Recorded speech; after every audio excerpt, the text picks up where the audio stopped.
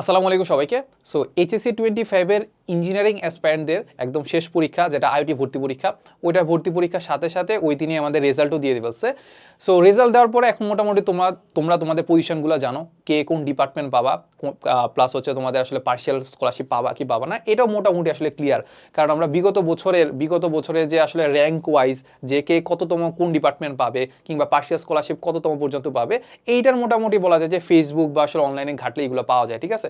So বিগত বছরগুলো থেকে খুব বেশি একটা ডিফারেন্স হবে না। সো এখন মানুষের কনফিউশন হচ্ছে যে এখন কি আমি আইওটিতে পড়বো নাকি আসলে এর চেয়ে বা রিলেভেন্ট আমরা যে প্রাইভেট ইউনিভার্সিটিগুলো আছে যেগুলো অনেক ভালো করতেছে, সো টপ প্রাইভেট ইউনিভার্সিটি যেটা আছে সেটাতে আমি ভর্তি হয়ে যাবো, ঠিক আছে, যেহেতু আইওটিতে আমাদের এক্সপেন্স বা খরচ অনেক বেশি, ঠিক আছে। সো আজকের ভিডিওতে আমরা সেটাই আলোচনা করার চেষ্টা করবো। সো দেখে বুঝতে পারতেছো যে আইওটি নাকি প্রাইভেট কোনটাই বলবো, ঠিক আছে। আচ্ছা, সো এবার আমরা যদি চিন্তা করি যে আইওটি ভর্তি পরীক্ষার ক্ষেত্রে আমরা দুইটা ক্যাটাগরিতে ভাগ করে ফেলতে পারি। এক নাম্বার হচ্ছে যারা একদম ফুল স্কলারশিপ পাইছে, ওদের কথা তো আর বলে লাভ নাই, কারণ ওরা হয় আইওটিতে পড়বা, না হয়তো বা দেখা যাচ্ছে যে ও বুয়েট বা কুয়েটে যে কোনো একটা জায়গায় তো আসলে চান্স পাইছে, দেখবা যে বুয়েটে চান্স পাইছে, বুয়েটে চলে আসবে, ঠিক আছে।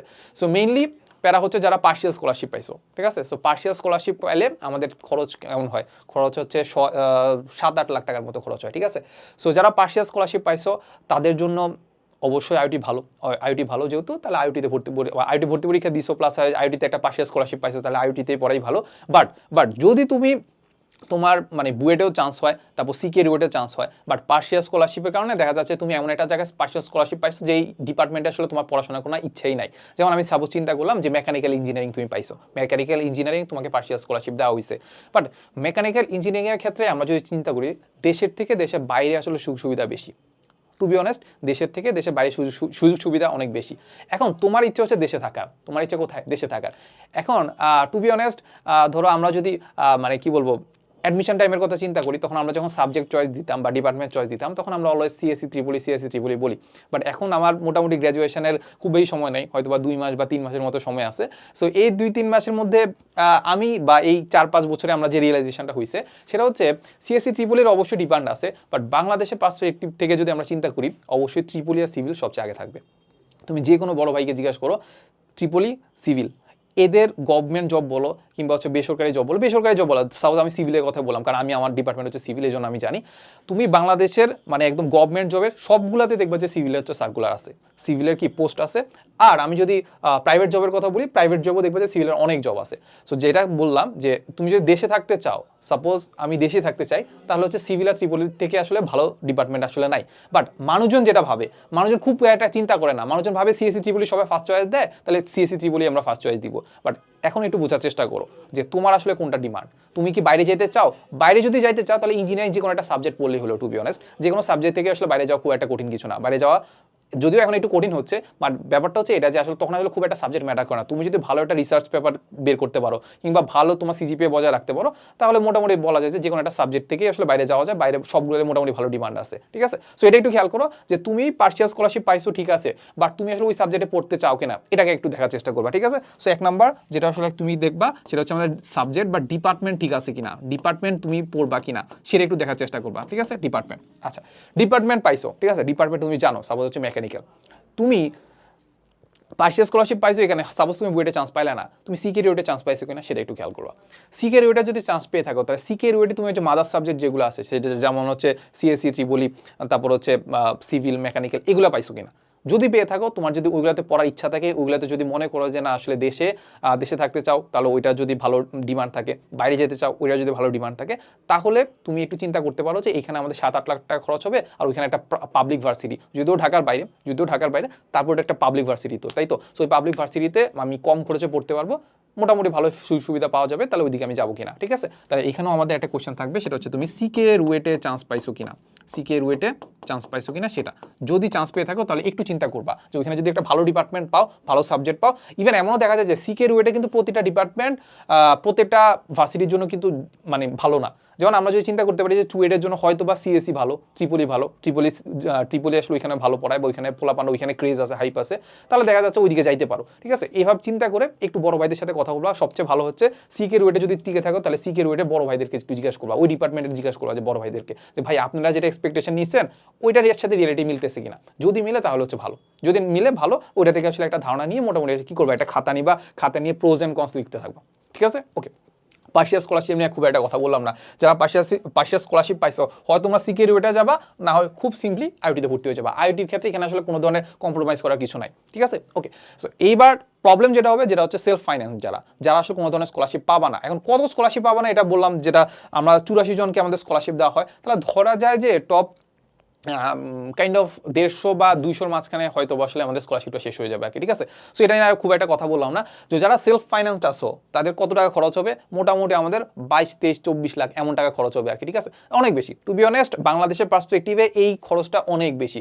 বাট এখন তোমাকে একটু চিন্তা করতে হবে, এখন তোমাকে কয়েকটা জিনিস চিন্তা করতে হবে। দেখো এখানে প্রথমে যেটা চিন্তা করতে হবে তোমার আসলে র্যাঙ্ক কেমন, ঠিক আছে? সেলফ ফাইন্যান্সের মাঝখানে তো তোমার র্যাঙ্ক ভালো হইতে পারে, ওই ভালো থাকা আর থাকার ফলে তোমার আসলে ডিপার্টমেন্টটা ভালো হইতে পারে। তুমি সাপোজ হচ্ছে সিএসসি নিয়ে পড়তে চাও, বা তোমার ডিপার্টমেন্ট আছে সাপোজ হচ্ছে যে কতগুলো আছে না, মানে কতগুলো না, মানে যা সাপোজ হচ্ছে আইপি যেটাতে আসলে খুব এটা তুমি জানো না, এটা দিয়ে কী করে এটাও জানো না। এটা সাপোজ হচ্ছে আইপির ক্ষেত্রে আমি যতটুকু জানি আর কি, এটা কাইন্ড অফ হচ্ছে ইঞ্জিনিয়ারিংয়ে বিবিএ, ঠিক আছে? ভালো একটা, খুবই ভালো একটা সাবজেক্ট, এটা ইন্ডাস্ট্রিতে অনেক জব আছে। বাট এটা যদি আমি কি বলে সরকারি জবের কথা চিন্তা করি, খুব বেশি একটা সরকারি জব নাই, আমি যতটুকু জানি আইপির সরকারি জব নাই। এখন তুমি সরকারি জব করতে চাও, এখন তুমি ভর্তি হয়েছো আইপিতে, তাহলে লাভ আছে? লাভ তো নাই। ব্যাপারটা বুঝো যে ডিপার্টমেন্ট ওয়াইজ তোমার যে ডিমান্ড সেটা কিন্তু মিট করতে হবে, ঠিক আছে? ওকে, সো সবার আগে যেটা দেখবা সেটা হচ্ছে র্যাঙ্ক আর ডিপার্টমেন্ট তোমার মিট করতেছে কিনা। এরপরে যেটা চিন্তা করবা, আবার স্টিল তুমি সিকে রুয়েটে চান্স পাইতে পারো। এখন আমি ধরে নিচ্ছি যে তুমি হয়তো এখানে ভালো রেজাল্ট করো নাই, তাহলে সিকে রুয়েটে খুব একটা ভালো রেজাল্ট করতে পারো নাই। সিকে রুয়েটে যদি ভালো রেজাল্ট না করতে পারো, তাহলে সিকে রুয়েটে তোমার কোন সাবজেক্টগুলো আসতেছে, লাস্টের দিকে সাবজেক্টগুলো আসতেছে। ওকে, সো এবার তুমি আবার সেম ডিপার্টমেন্ট আবার চিন্তা করবা যে লাস্টের ডিপার্টমেন্টগুলোর আসলে তোমার ডিমান্ড যেটা আছে, তুমি যেটা চাও ফিউচারে। আমি জানি অনেকে হয়তোবা দেশে থাকতে চাচ্ছ, বাট হয়তোবা দেখবা যে 4 বছর পরে চিন্তা করছো না দেশে আর থাকা যাবে না, বাইরে চলে যাবো, ঠিক আছে? আমি জানি চয়েস, মানে কি বলবো, চয়েস বা হচ্ছে যেটা বলা যায় যে ফিউচার প্ল্যান যেটা আছে সেটা চেঞ্জ হবে, বাট অ্যাটলিস্ট এখনের কথা তো চিন্তা করো। তাহলে ওইটা ওয়াইজ তুমি চিন্তা করবে যে ওই ডিপার্টমেন্টগুলোতে আদৌ যাওয়া যায় কি না। যদি না যাওয়া যায়, এবার তোমার কাছে শুধুমাত্র একটাই অপশান আছে, সেটা হচ্ছে প্রাইভেট ভার্সিটি না হয় আইওটি, প্রাইভেট ভার্সিটি না হয় আইওটি। এখন আমরা আসলে আমাদের মেইন ভিডিওর পয়েন্টে চলে আসছি, ঠিক আছে? আইওটি নাকি আসলে আমাদের বলা যায় যে প্রাইভেট ভার্সিটিগুলোর মধ্যে টপ প্রাইভেট ভার্সিটি। তুমি যেহেতু আইওটি ভর্তি পরীক্ষা সেলফ ফাইন্যান্স পাইছো, বা সেলফ ফাইন্যান্স পাওয়ার মতো তোমার যোগ্যতা আছে, র্যাঙ্ক পাইছো, তুমি যে কোনো একটা প্রাইভেট ভার্সিটিতে টপনোস যে প্রাইভেট ভার্সিটিগুলো আছে ওগুলোতে চান্স পাবা। ইঞ্জিনিয়ারিংয়ের জন্য টপনোস প্রাইভেট ভার্সিটি কোনটা?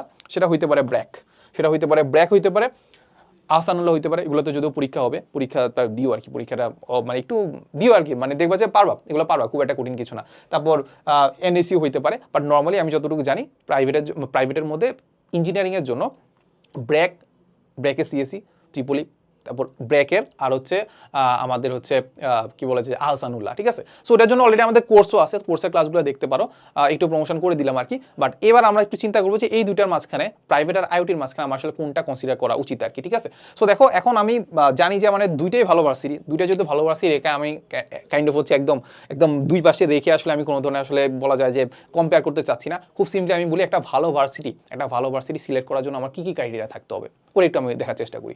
প্রথম যে ক্রাইটেরিয়া যেটা আছে সেটা হচ্ছে আমাদের এনভায়রনমেন্টের মধ্যে দুইটা হইতে পারে। একটা হচ্ছে আসল এনভায়রনমেন্ট, যেটা আসলে আমি দেখতে পাচ্ছি, কিংবা দেখতে পাচ্ছি আসল এনভায়রনমেন্ট যেটা আমি দেখতে পাচ্ছি। ব্র্যাকের এনভায়রনমেন্ট দেখছো তো অনেক সুন্দর না? উপরে দেখতে পাওয়া যায় একদম সুন্দর করে, একদম গাছ টাছ কি হাবি যাবে, অনেক কিছু আছে, আমি যদিও যাইনি, বাট অনেক সুন্দর। সো সেখানে যদি পরিবেশটা যদি এত সুন্দর হয়, তাহলে পড়াশোনা তো আসলে ভালোই তো হওয়ার কথা। আর পশ মানুষজন পড়ে, আমি যদিও মানে সেই পড়ার মতো, মানে কি বলবো, পড়ার মতো ইচ্ছাও ছিল না, প্লাস হচ্ছে পড়ার মতো মনে যোগ্যতাও নাই, যাই হোক। সো যেটা বলতেছিলাম যে ব্র্যাকের ক্ষেত্রে পরিবেশটা অনেক সুন্দর। এর পাশাপাশি আমরা যদি আইওটির কথা চিন্তা করি, আইওটিতে আমি ভর্তি পরীক্ষা দিতে গেছি, টু বি অনেস্ট আমি যাওয়ার পরে বুঝতে পারছি যে না, এটা আসলে কোনো ধরনের বাংলাদেশের ইউনিভার্সিটির মতো হবে না, এটা টু বি অনেস্ট এটা ইন্টারন্যাশনাল লেভেল ইউনিভার্সিটি। আসলেই তো আইওটি তো ইন্টারন্যাশনাল ইউনিভার্সিটি, তাই তো? সো এই কারণে বলতেছি যে ব্র্যাকের পরিবেশ যেমন সুন্দর, আইওটির পরিবেশও কিন্তু ডিফারেন্ট, আইওটির পরিবেশ কিন্তু অনেক সুন্দর। তাহলে পরিবেশের কথা যদি আমরা চিন্তা করি, নর্মাল পরিবেশের ক্ষেত্রে, তাহলে আমাদের এই দুইটার মাঝখানে খুব একটা আমরা কম্পেয়ার করতে পারবো না, দুইটাই আসলে সুন্দর, দুইটাতে তুমি পড়তে পারো, ঠিক আছে? আরেকটা এনভায়রনমেন্ট আছে, সেটা হচ্ছে আমাদের স্টুডেন্টদের মাঝখানে বা পড়াশোনার যে এনভায়রনমেন্টটা। তুমি চিন্তা করো, টু বি অনেস্ট ব্র্যাক খুবই ভালো একটা ভার্সিটি, বাট প্রবলেম যেটা হয়েছে কি, তুমি মানে এটা শুনতে খারাপ লাগলো কিংবা তুমি অস্বীকার করলেও এটাই সত্য যে আইওটিতে যারা ভর্তি পরীক্ষা দেয় তারা মেজরিটি ভালো স্টুডেন্ট, একদম বাংলাদেশে ক্রিম স্টুডেন্টগুলো আইওটিতে যায়, ইভেন আইওটিতে ভর্তি পরীক্ষা দেয়, কারণ তারা ইঞ্জিনিয়ারিং প্রিপারেশন নিচ্ছে। টু বি অনার্স সবগুলোর মাঝখানে ইঞ্জিনিয়ারিং প্রিপারেশন নেওয়া সবচেয়ে কঠিন, সব ভালো স্টুডেন্ট ইঞ্জিনিয়ারিং প্রিপারেশন নেয়। এরপর এইখান থেকে গিয়ে আইওটিতে ভর্তি পরীক্ষা দিচ্ছে, সেখানে একটা সেলফ ফাইন্যান্স বা একটা ভালো একটা র্যাঙ্ক অর্জন করছে, অবশ্যই ভালো স্টুডেন্ট। এর তুলনায় ব্র্যাকের যে স্টুডেন্টরা আছে একটু হলেও একটু পিছিয়ে থাকবে। আমি জানি ব্র্যাকে অনেক ভালো ভালো স্টুডেন্ট আছে, বাট তাও আমি আইওটির সাথে কম্পেয়ার করলে অবশ্যই একটু পিছিয়ে থাকবে, অবশ্যই পিছিয়ে থাকবে। আচ্ছা, পিছিয়ে যদি থাকে তার মানে তুমি একটা জিনিস বুঝতে পারতেছো যে তোমার যদি কম্পিটিশন থাকে তাহলে আইওটিতে একটু কম্পিটিশন বেশি হবে, তোমার যে সার্কেল আছে বা পড়াশোনার যে মানুষজন আছে তাদের সাথে কম্পিটিশন বেশি হবে, আর ব্র্যাকে একটু কম হইতে পারে। যদিও আমরা যে ভালো স্টুডেন্ট খারাপ স্টুডেন্ট বলতেছি না, এটা জাস্ট আমাদের এইচএসসি লেভেল পর্যন্ত, এইচএসসি লেভেলে পড়াশোনা দিয়ে আমরা জাজ করতেছি। বাট পরবর্তীতে যেটা বুঝবা যে ভার্সিটি লেভেলে পড়াশোনা দিয়েও কিন্তু আসলে আমাদের ভালো স্টুডেন্ট খারাপ স্টুডেন্ট দেখবা যে আগে ভালো স্টুডেন্ট ছিল এখন সে খারাপ স্টুডেন্ট হয়ে গেছে, আবার যে খারাপ স্টুডেন্ট আগে চিন্তা করতাম এইচএসসি পড়াশোনা দিয়ে সে এখন ভালো স্টুডেন্ট হয়ে গেছে। ঠিক আছে, তো যেটা বললাম যে আমি এইচএসসি পড়াশোনা দিয়ে আমি ভালো স্টুডেন্ট খারাপ স্টুডেন্ট বলতেছি কিন্তু, ঠিক আছে। এরপরে যেটা বললাম যে ব্র্যাকের হয়তোবা স্টুডেন্ট কমিউনিটিটা অত তোমার ওইরকম হবে না, আইওটির মতো হবে না, বাট সেখানেও কিন্তু কম্পিটিশন থাকবে, কারণ পোলাপান কিন্তু দেখা যাচ্ছে যে হয়তোবা সে সব কিছু সাবজেক্ট ভালো করে পড়ে নাই, এই কারণে হয়তোবা সে কোনো পাবলিক ভার্সিটিতে চান্স পায়নি, বাট তার আসলে ধরো সাপোজ হচ্ছে প্যাশন ছিল সিএসসিতে বা কোডিংয়ে, সে সিএসসিতে যা ঠিকই ভালো করতেছে। ব্যাপারটা বুঝতে পারছো? সো এখন এই ব্যাপারটা বুঝতে পারলাম যে আসলে আমাদের স্টুডেন্ট কমিউনিটির কথা চিন্তা করলে তুমি যদি একদম ভালো স্টুডেন্ট হও, তোমার যদি মনে হয় যে আশেপাশে মানুষজন ভালো স্টুডেন্ট হইতে হবে, তাহলে অবশ্যই আইওটি, তো অবশ্যই কি আইওটি। আচ্ছা, এর পরবর্তীতে এনভায়রনমেন্টের কথা, আসলে স্টুডেন্ট এনভায়রনমেন্টের কথা বললামই, বাট এখন সাপোজ তুমি চিন্তা করো যে আমি 4 বছর কিংবা 5 বছরের মতো আমি বুয়েটে কাটাই ফেলছি। এইবার আমাকে যদি কখনো বলে যে ভাই মানে আপনার আসলে পার্সপেক্টিভটা কি, আপনি আসলে কি করতেন বা কি হলে ভালো হইতো, তোরা সাপোজ আমি চিন্তা করলাম যে আমি সিভিলে পড়ি, তাই তো সিভিলের ক্ষেত্রে আমার ডিপার্টমেন্টে আছে 195 জন, ভাই সবগুলো ভালো স্টুডেন্ট, টু বি অনার্স সবগুলো ভালো স্টুডেন্ট, সবগুলো দেখা যাচ্ছে মেডিকেলেও চান্স পাইছে, তারপর বিভিন্ন ভার্সিটিতে তো চান্স পাইছেই, ঠিক না? এদের সাথে কম্পিটিশন করতে গিয়ে আমার অবস্থা খারাপ হয়ে যাচ্ছে। ইভেন বুয়েটে সিজি বা সিজিপিএ যেটা আছে সেটাও ভালো করে দিতে চায় না, অনেক প্রশ্ন কঠিন করে, তারপর হচ্ছে দিতেই চায় না, দিতে না মানে মানে কোনো মতে দেয়, এরকম একটা অবস্থা। ঠিক আছে, এর থেকে যদি আমি কোনো একটা ধরো সাপোজ প্রাইভেট ভার্সিটি, একদম টপ নচ প্রাইভেট ভার্সিটিতে না পড়লাম, নর্মাল একটা প্রাইভেট ভার্সিটিতে পড়লাম, ঠিক আছে, ওইখানে সিজিপি আমার উঠানো বা কম্পিটিশনটা এখানে কম হইতো না, সিজিপি উঠানো সহজ হইতো না, হইতো তো।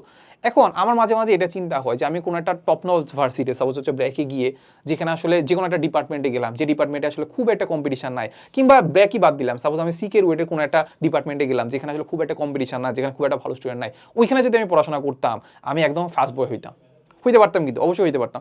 ফার্স্ট বয় যদি হইতে পারতাম তাহলে ওইখানে ডিপার্টমেন্টে ইজিলি আমি টিচার হয়ে যেতে পারতাম।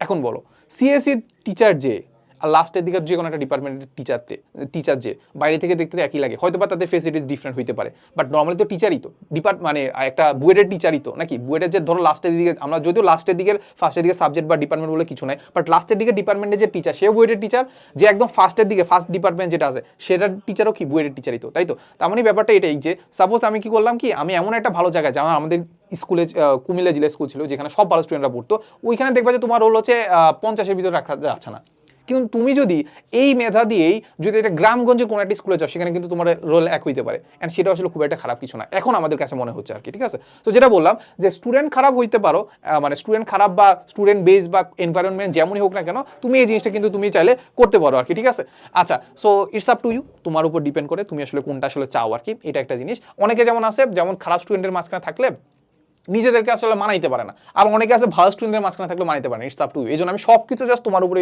ছেড়ে দিচ্ছি, বাট আমি ক্রাইটেরিয়াগুলো জাস্ট বলতেছি আর কি। ঠিক আছে, এইটা বোঝার পরে লাস্ট আরেকটা জিনিস, লাস্ট 3টা জিনিস আছে, সেটা হচ্ছে আমাদের স্টুডেন্ট ফেসিলিটিসের কথা যদি চিন্তা করি, সবগুলোর মধ্যে স্টুডেন্ট ফেসিলিটিস ভালো, আইওটির ক্ষেত্রেও ভালো, ব্র্যাকের ক্ষেত্রেও ভালো। ঠিক আছে, এটাতে আসলে কোনো ধরনের আসলে কম্প্রোমাইজ নাই।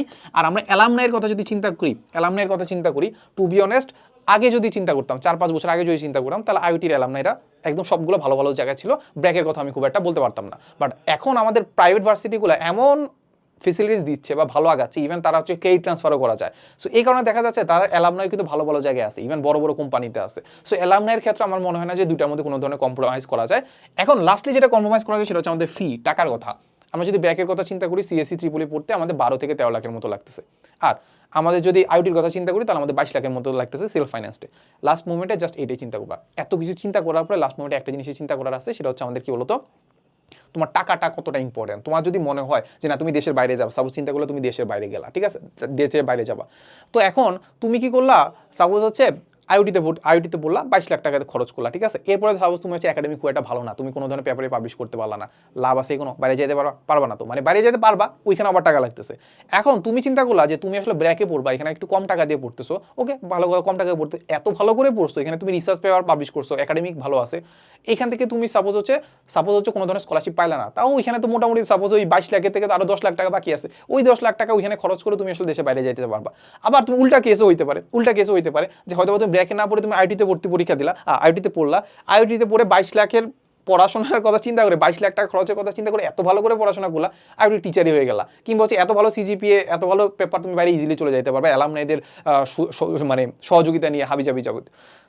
অনেক কথা বলছি আমি জানি তোমাদেরকে একটু কনফিউজ করে দেওয়ার কথা, বাট ব্যাপারটা হচ্ছে কি, ব্যাপারটা এমনই, নিজের যে ডিসিশনটা, লাইফ ডিসিশনটা নিজে নিতে হবে আর কি, ঠিক আছে। সো আমি মোটামুটি অনেকগুলো ক্রাইটেরিয়া বলছি, এর মাঝখানে আইওটিতে যারা টিকে তো গেছে, ওইটা তো আসলে কোর্সের কথা আর কি তেমন কিছু বলার দেওয়া নাই, জাস্ট একটা কোর্সের কথাই বলে দেওয়া হচ্ছে, সেটা হচ্ছে আমাদের ব্র্যাক আর আহসানুল্লাহর কিন্তু কোর্স অলরেডি লঞ্চ হয়ে গেছে।